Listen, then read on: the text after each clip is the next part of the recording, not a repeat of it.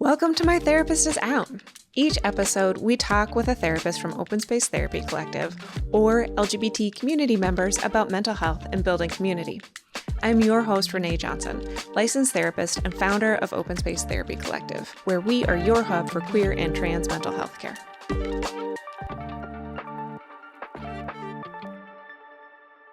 As we dive into today's topic, please keep in mind that this is a mental health podcast. We will talk about sensitive and difficult issues that are not appropriate for all audiences. Please take care while listening. Welcome back to My Therapist is Out. I am so excited. We have a special guest with us today, Crystal Whiteaker. Thank you so much for joining us. Hi, Renae. Thank you so much for having me. Yeah. So Crystal has agency? What would you call it? We could use agency. Consultancy works too. Yeah. Called Crystal Lily Creative, which I'm really excited to dive more into because you do beautiful work. But for those of the listeners that don't know you, can you introduce yourself? Yeah, my name is Crystal Whiteaker, she, her pronouns, and my company, Crystal Lily Creative, is essentially an inclusive branding and leadership development consultancy. So I specialize in working with leaders and brands to help make sure that the environments that they are creating in every facet of what they're doing and how they're showing up is clear, connected, and streamlined through inclusive, human-focused, aligned core values. And we do that through reviewing their written, visual, verbal, and behavioral messaging. We offer coaching, training on leadership development, diversity, equity, and inclusion, and also, because I am a creative at heart, of photography and video. Amazing. So this is February, and the episode will come out a little bit later, but in the middle of the DEI breakdown, what are you seeing with clients when you're like the core of your work is all of this beautiful inclusion? I am very, very lucky that the people that come to me are committed to this work. I do not presently work with any federal or government agencies. So in the immediate interim, my work with my clients that are, actively engaged isn't being impacted. I'm not sure how that's going to shift. I did see a huge dip in the amount of inquiries prior to the elections. It's almost like people were kind of holding their breath to see what was going to happen. But things have started to pick up in the last few weeks. And because I serve not just folks who are wanting to do that work, I also work with people who are already doing that work. So for example, I have clients that are in the mental health space, health and wellness. I have clients that are also DEI practitioners themselves, or they have inclusion woven throughout their brands, and they specifically want to work with someone who understands that. So those are the people that also come to me. So Good. Time will tell on what the future holds. Yeah, for sure. And it's really encouraging to hear that there are still so many people that are dedicated to the work and want to continue it even outside of whatever the politicians are trying to make happen. Yeah. It's really scary to see, though, for the folks that are being more significantly impacted, because this work is important. We need it. And the reality is, I'm sure it benefits everyone in the long run. Absolutely. I think it's at the 101 level of like how to be a good leader and how to have a good organization or company is you need to have this inclusivity and care and awareness built into what you're doing from the ground level. 100%. And multiple studies and research have shown that organizations that prioritize inclusion and their people do better than their competitors who do not. Can you say more about that?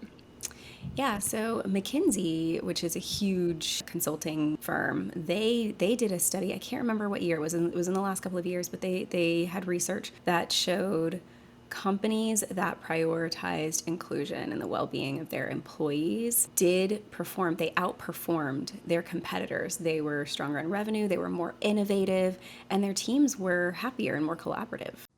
That's so obvious. And I'm really glad that there's research behind it, right? Because it gives it a lot of weight to things that that you see in our own workplaces, that like this feels good and this is working because everybody's included. And there's not this like, sometimes it can feel like this junior high, like who's in, who's out, who has to fight to get their place at the table. And it just feels terrible. Yeah. It's unnecessary. I mean, Yeah. that's the most simplistic response I can give to that. It's so unnecessary. I mean, let's look at what's been happening with Target as an example. Please. Well, I don't know if you would remember in 2023, they had pulled Pride merchandise from some of their stores, right? Because of certain areas and demographics that were not happy about it. And they claimed that it was for the protection of their staff. Whatever.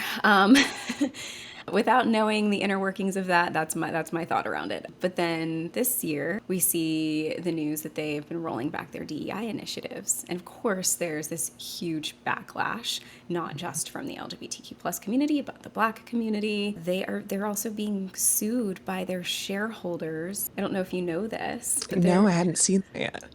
so This is so good.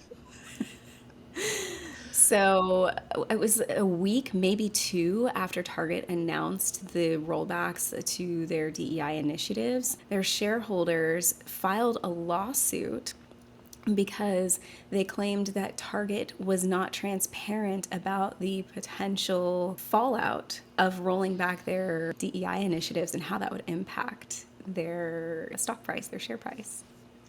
That's amazing. So I mean, now I will say the folks that are suing them, I don't know if their motivations are the best because, it's obviously capitalist driven. However, karma is karma. Yeah, exactly. Like I'm sure the shareholders are not saints, but yeah, it's karma. And it's also going back to what you were saying earlier, all of this is connected.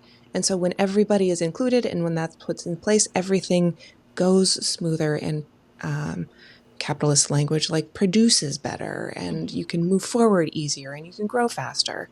So even when the shareholders are like, no, this is not it, it's a beautiful thing to see. Yeah, well, so flip side to that, Costco is doubling down on their DEI initiatives, and Nice. they've seen an increase in membership. That's great. So I've had some friends be like, well, I'm done with Target, and like go get Costco memberships because of exactly that. And it's important to remember that as individuals, we do have a say in what survives and what doesn't, or what grows and what doesn't, and where we spend our money. yeah, absolutely. Now, my hope is by the time this is, shared with the public, this recording, that Costco is still standing strong in their DEI commitments. Fair. Yeah. Oh, yeah. So going back to Crystal Lily Creative, how did you get started? Where were you at when you're like, I see a need here. This is something that I want to do. So I have a very windy story around this. I'll try to make it as concise as possible. I have a corporate background. I've not always been an entrepreneur. I spent about a decade in corporate. I've worked in nonprofit, private for-profit education, a little bit of legal background, and the last corporate role that I had was as an executive recruiter. Learned a lot. It was kind of like getting paid to get an MBA to a degree because I was having conversations with, C-level executives and learning about the inner workings of their roles and their organizations and what they did, while also figuring out how to pair them with the clients that were looking to fill roles in their organization. So I learned a lot more than I ever anticipated just about organization. And over time, I started to get really burned out. Kind of felt like my soul was dying a little bit. And it's probably because I'm a creative. I'm not really meant to spend all of my time behind a desk. And so I left corporate and didn't think I would ever use any of that stuff. I was like, I'm going to be a photographer. So I started a photography business and dove headfirst into the wedding industry. And this would have been 2016 when I left corporate. And if you know anything about the mainstream wedding industry, My first job out of undergrad was with a wedding company. And oh my God, it was intense. Yeah, depending on where you're at and who you're working with, it very much can be. But the thing that the wedding industry has often struggled with, they continue to struggle with as an industry, it was a lack of diversity and representation. And this was something that I saw that was very prominent in the mainstream wedding industry at the time. So the mainstream publications, both online and print, I kept recognizing how predominantly showcasing one type of couple, usually cis, heterosexual, white, thin. And then you would see diversity in like Pride Month and Black History Month and things like that. And I was like, there are so many kinds of people who get married. This is so weird. People should see themselves represented. So I built my photography business on that. I mean, I'm a Black queer woman.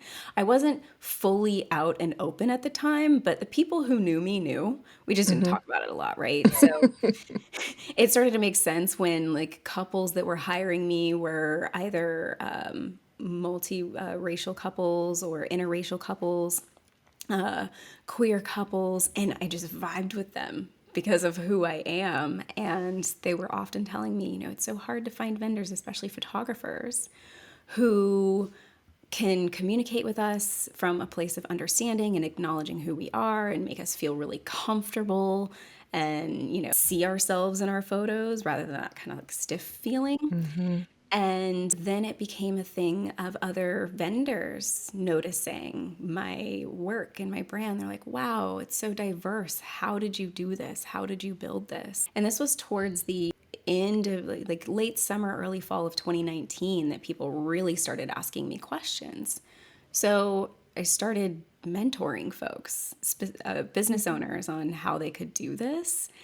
And then 2020 happened, and I got a flood of people just wanting to know how they could be more inclusive and more mindful and welcoming and make sure that their messaging was clear and streamlined. And because of my background specifically as a recruiter, having to learn about people and learn about organizations and fuse all of that messaging together to get folks placed in different organizations, that's branding to a degree. You have to understand how to position things and how to make sure that the messaging makes sense with what people are actually doing. So I brought all of that in and found out that my corporate experience was actually quite useful, and expanded the brand to offer consulting and coaching and training. And it comes really naturally to me with my own intersectional lived experience. Being a Black biracial queer woman and just really wanting people to feel like they can belong. That's beautiful. And I love, it's so interesting in life how we're like, I'm burned out of this thing. I don't ever want to look back. And then it finds its way into, those skills find a way back into your life in a way that feels aligned and connected with who you are and what you want. And it's turned, what you're doing is just turned into this beautiful practice that I think is really important and will continue to be extremely important, especially in these next 4 years. Thank you. What does this type of work do for you? Because you've been doing it for a minute now, obviously. And as you've continued to grow and develop, and it sounds like you've been both very strategic and very intuitive in the process, what have you noticed in yourself that's changed? I am definitely a lot more mindful and discerning in pretty much every area of my life. I'm calmer. which seems weird, it's like working in this space, like how could you possibly be calm? Don't get me wrong, I've got my angry moments, but I think the mindfulness and the discernment comes from centering everything I do around core values. So the way that I work with folks, where they're like, I want to make sure that I'm being inclusive. I want to make sure that I'm being an authentic leader. I want to make sure that people feel welcome and like they belong. Okay, let's talk about how we can do that through the lens of your core values. Even if, inclusivity or diversity isn't something that you actually list as a value, let's say you really value community. How do those commitments show up through that value of community as an example? And this is something that I have been practicing myself for years. And I wouldn't feel good about proposing these ideas and ways of being to people if I weren't practicing them myself. So it forces me to, I shouldn't even say force because it just feels natural at this point, but it's led me to just really slow down and take stock. I used to be really fiery and reactive.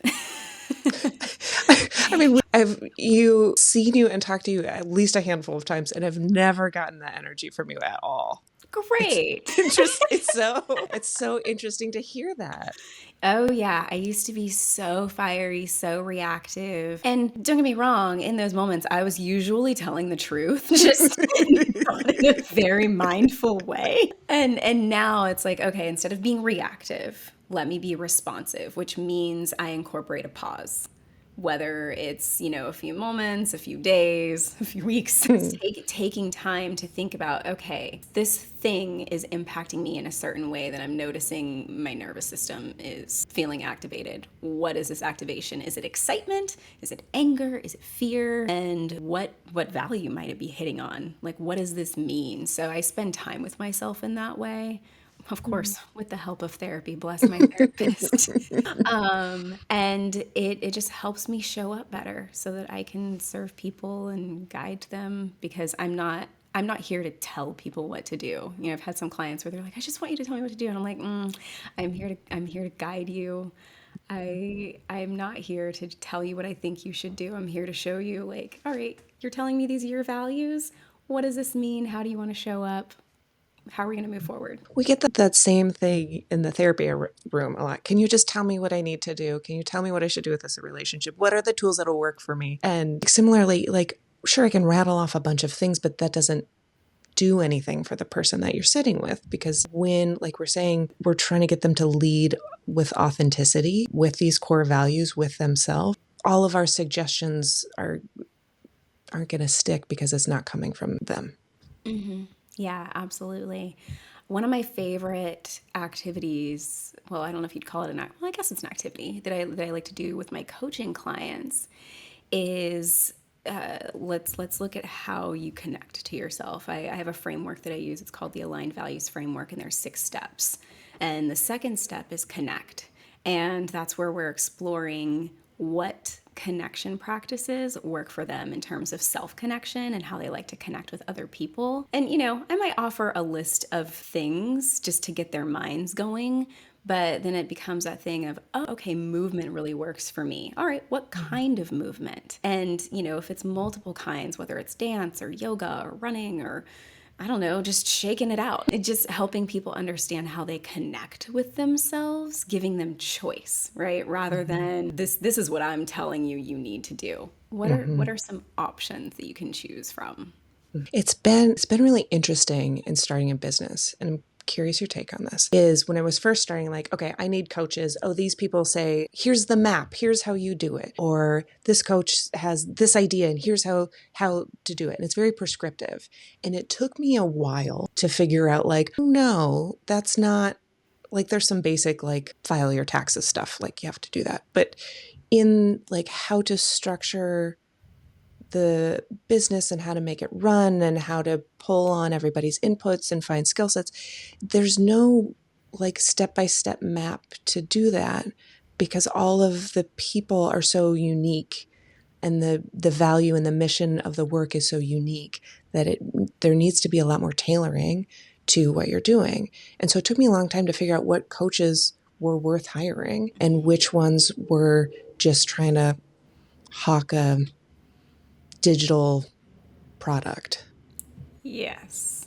I have been on both sides with both types of coaches. The first coach that I ever hired had a similar style to me. It was the best money that I spent, and it was the first significant investment that I had made in my business at the time. At the time it was $5,000, and that was a lot of money for me then. Mm-hmm. And I mean, heck, it's still a significant investment now.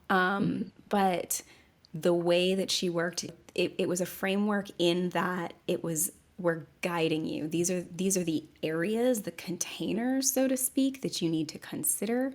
And within that container, what elements are going to work for you? There's a lot of consent and choice in that compared to the coach that I hired after that. And it was very, very prescriptive, very much like, you need to do this and this. They would give me like, the what and the why, but not necessarily the how. And I was constantly confused and felt like I was constantly chasing and couldn't figure out why I was constantly activated by my coach. Mm-hmm. And then my therapist was like, yeah, because they're not acting ethically. You got to let go of that coach.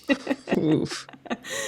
Because there were things that I remember sharing with her, and she was like, no, that's not good. Oh, So yikes. thankfully, I had a therapist who could like flag those things for me. So when I started working with people in that way, I wanted to be really careful about what I was offering to folks. And while yes, I have a framework, it's a framework. It's like a blueprint, and within each of those steps that we follow, it's more of just a guide of, all right, these are the things that we need to think about as you are, evolving as a leader and as your brand, or sorry, not revitalizing your brand, And so there's a lot of consent and choice. There's a lot of questions being asked rather than commands being made.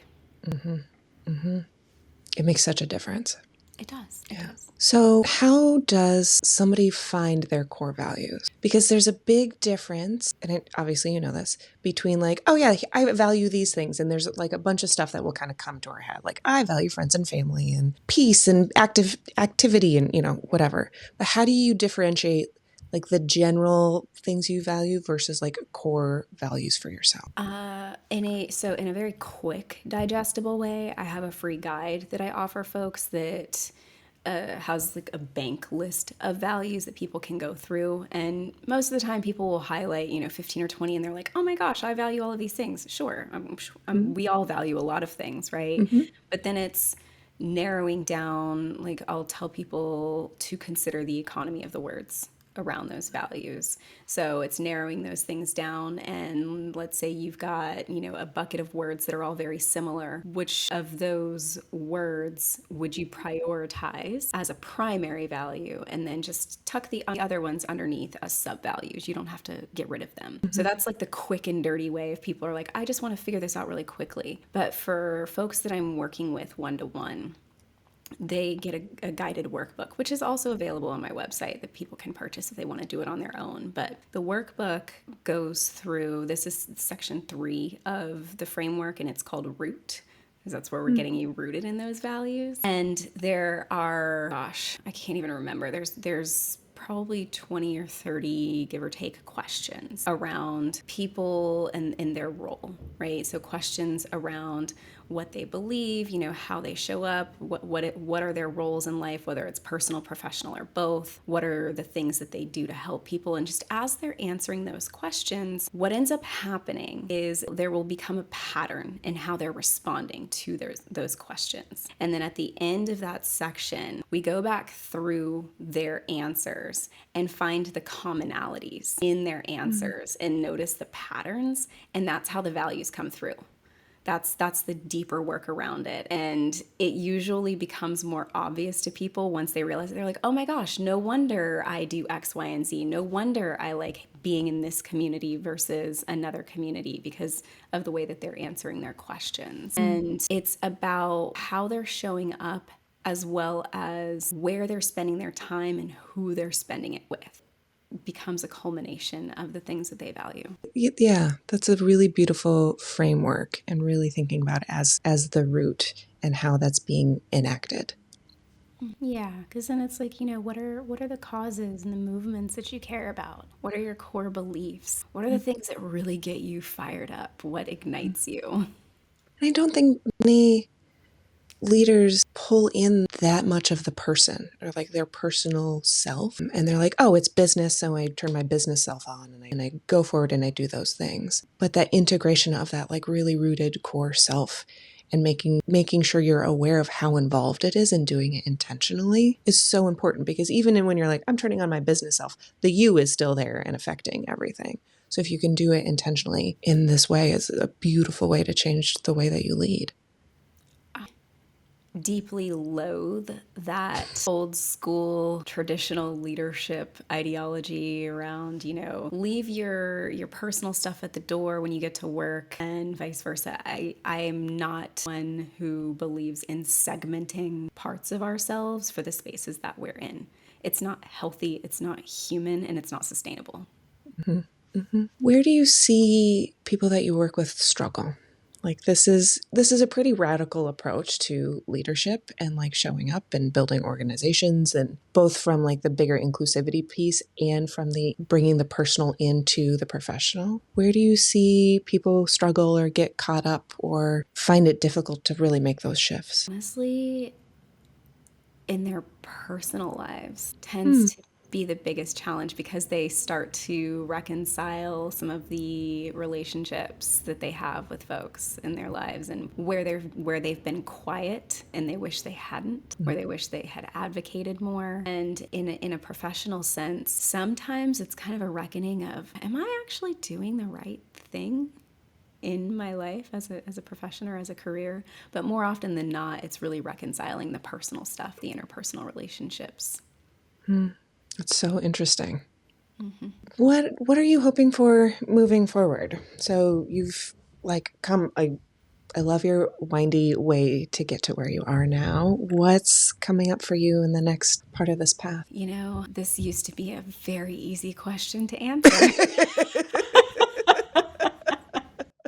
Now I feel like so much is, question mark, depending on what happens with our culture and our society. But if I have choice and control over it, really what I would absolutely love, love, love to do is bring this work into more of a leadership retreat style, where I get to bring folks together for a handful of days, and we do this kind of work in person, where it is in depth, it's connected, and people are finding that sense of self and community in a way that we can do it over Zoom, but there's something about being able to bring folks together and do this work that really speaks to me.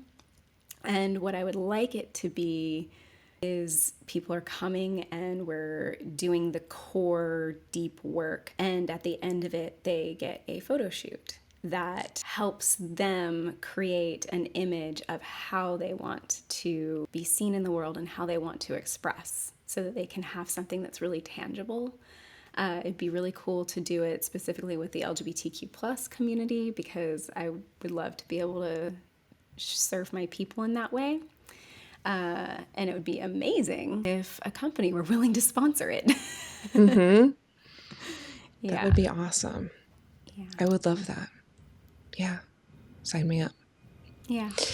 If people want to find you, whether it's for consulting or to find your values worksheet or any of the other wonderful things that you do, where do they find you? The best, most direct place would be my website, which is crystallily.co, and that's crystallily.co. If you want to just reach me directly, you can email me at youbelong@crystallily.com. I love that. Well, thank you so much for joining us. I'm sure we will have you back, and I look forward to seeing what comes next for you. Thank you so much. You got it. And now for your queer moment of joy. Hey, what's up? I'm Aaron Valenzuela, and my recent queer moment of joy would have to be in Munich this summer for my first Oktoberfest. The gay tent was so lit, the bathrooms even more lit, and it was just awesome partying with queer people from all around the world. Hi, it's Bubbles here, and I just came out 4 years ago. This is my 4-year anniversary. And so what does queer joy mean to me? It means full acceptance and love and kindness and joy and being in these safe spaces. Being a part of this community just really fills my cup, raises my vibe, and I love being queer, period. So stay bubbly. Thanks for joining us. If you're in California and looking for a therapist, visit our website at openspacetherapycollective.com and book a free intro call with one of our therapists. If you're enjoying My Therapist Is Out, please rate, review, and follow us on Spotify, Apple Podcasts, and YouTube. Do you know somebody who could use a little extra dose of queer community? Send them one of your favorite episodes of My Therapist Is Out and help our collective grow one listen at a time. My Therapist Is Out is an open space therapy collective podcast, and our podcast editing is done by Rachel Peltzer and Smash and Grab Studio. We'd love to hear from you about today's topic, so email us at info@openspacetherapycollective.com. You can find us on TikTok and Instagram at Open Space Therapy Collective. Thanks for listening.